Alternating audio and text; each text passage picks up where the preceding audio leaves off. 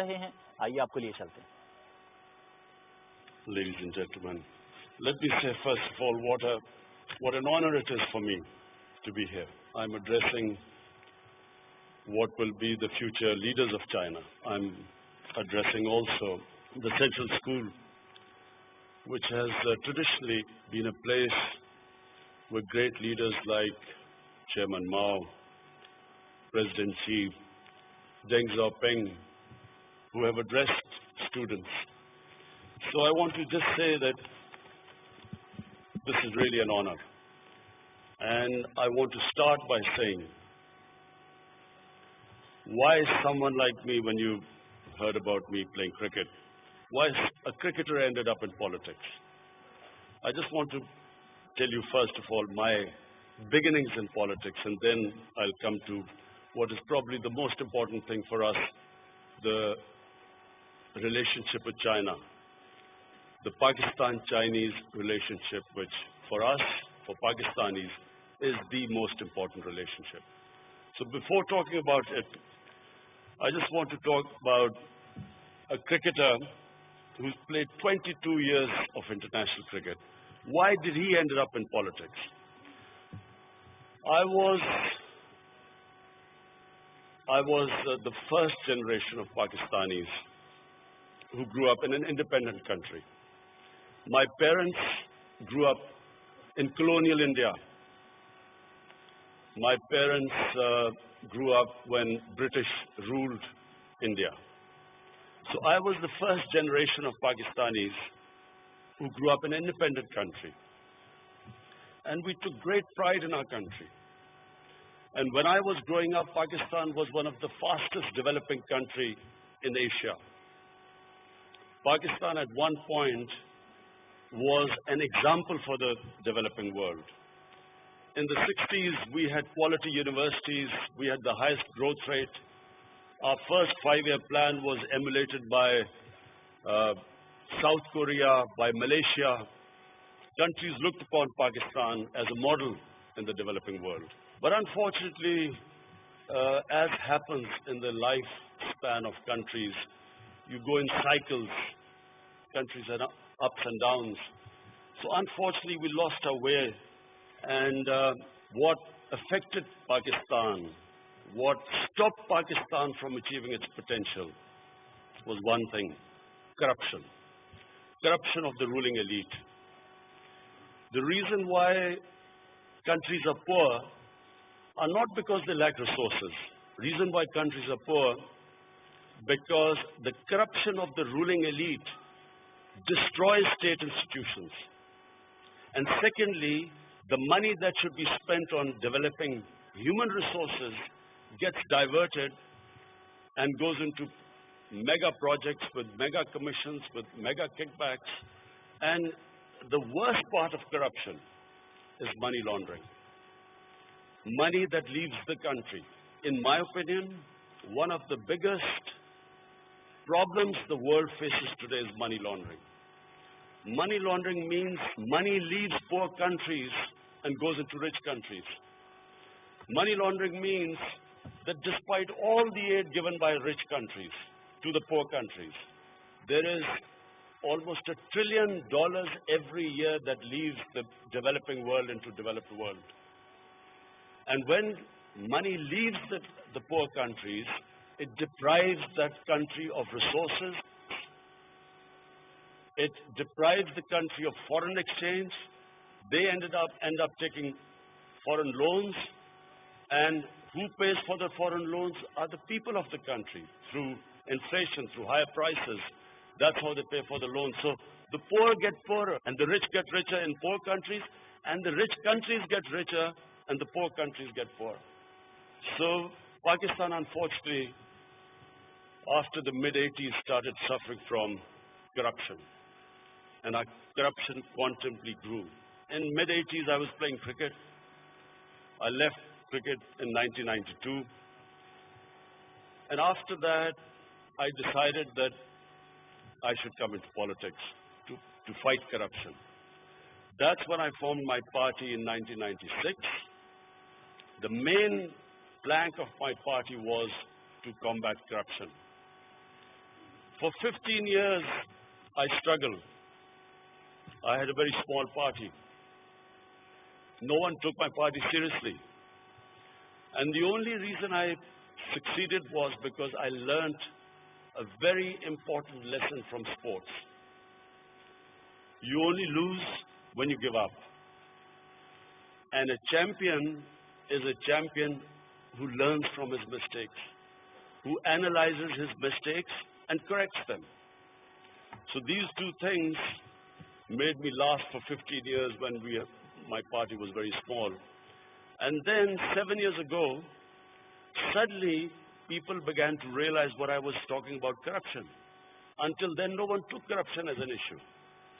And then from 2011, exactly 7 years ago when I came to China as the head of my party, from then onwards, my party started growing. And today it is, I thank the Almighty, it is the biggest party in Pakistan, and we are in government now. Now, ever since we have been in power, which is 2 months, our main concern is to strengthen state institutions. The stronger the state institutions, the less the corruption. And second is poverty alleviation. You cannot have a society where there are only a small number of rich people and a sea of poor people. You cannot have a society with so much inequality and expect that you will progress. Now, this is where we admire China so much. My admiration for China is for one reason mainly.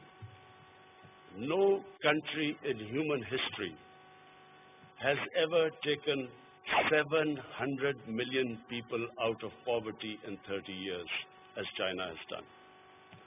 This is, in my opinion, the greatest achievement a nation can achieve. 700 million people out of poverty. The steps taken to do that is what my party, my government is very interested in.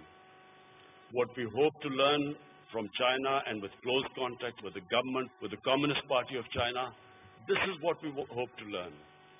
All the steps taken to achieve a feat that no nation in human history has ever achieved. Secondly, corruption. Corruption is a problem because you can catch the common criminals, but catching the white-collar criminal is difficult because the white-collar criminal has resources. He can hire expensive lawyers, and the state struggles to deal with the white-collar criminal. So these are the two main things which we want to learn from the Chinese experience, but also cooperation in so many areas. The Western model is totally different. The Western model of development is totally different to the Pakistan experience as opposed to the Chinese model of experience. 30 years ago, Chinese GDP was the same as what Pakistan's GDP is today.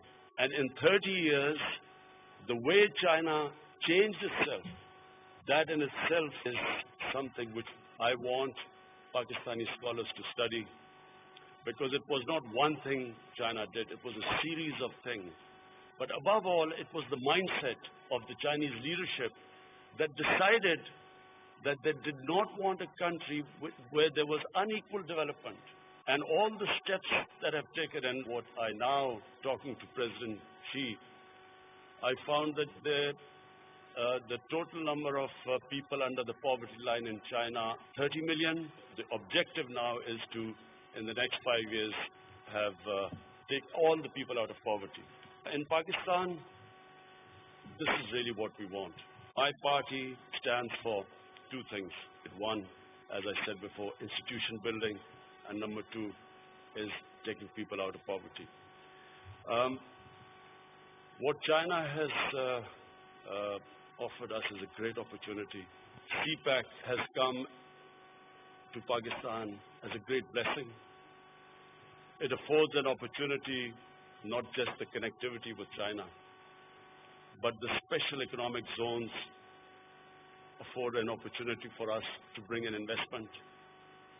We need investment in Pakistan more than ever because Pakistan, because of mismanagement and corruption, and of course last 15 years we have suffered because of the war on terror, Pakistan needs investment. We need investment because we have a current account deficit.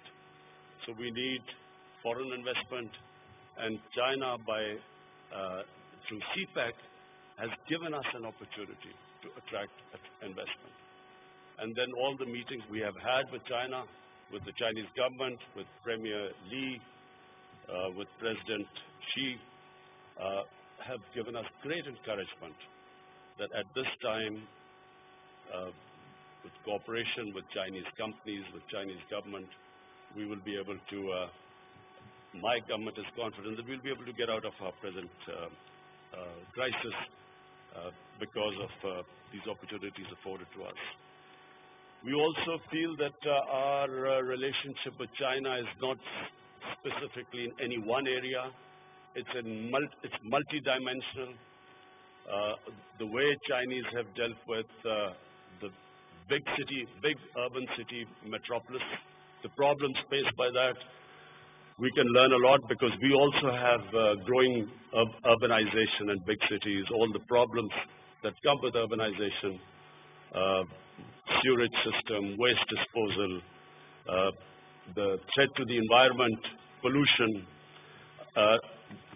We can learn more from China than any other country in the world. So, as I said, our relationship with China is going to be multidimensional.